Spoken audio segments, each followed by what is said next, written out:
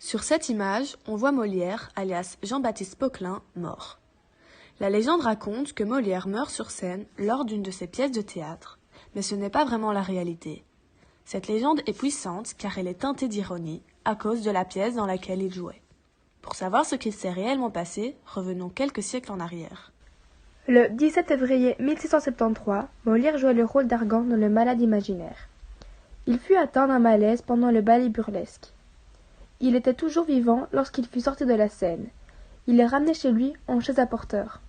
Il pouvait encore marcher, mais c'était difficile.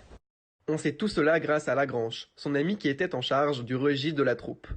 Il nous a appris que depuis quelques jours, il était fort incommodé par un rhume, avec des douleurs à la poitrine qui lui causaient de grandes toux. Pour les besoins de la pièce où il jouait le malade imaginaire, il devait cracher. Mais en crachant, il se rompit une veine dans le corps. Il mourut chez lui quelques heures plus tard, à l'âge de 51 ans. L'enterrement de Molière fut assez compliqué. Être un comédien était incompatible avec la religion. Donc si un comédien voulait être enterré, il devait avant de mourir renoncer, par écrit, à sa profession de comédien. S'ils n'avaient pas le temps de le faire, ils étaient alors excommuniés, c'est-à-dire exclus de la religion catholique et donc pas enterrés selon les rites. Molière, étant mort avant d'avoir pu renoncer par écrit à sa profession, s'est fait enterrer de nuit, sans témoin et sous l'épitaphe Tapis d'or.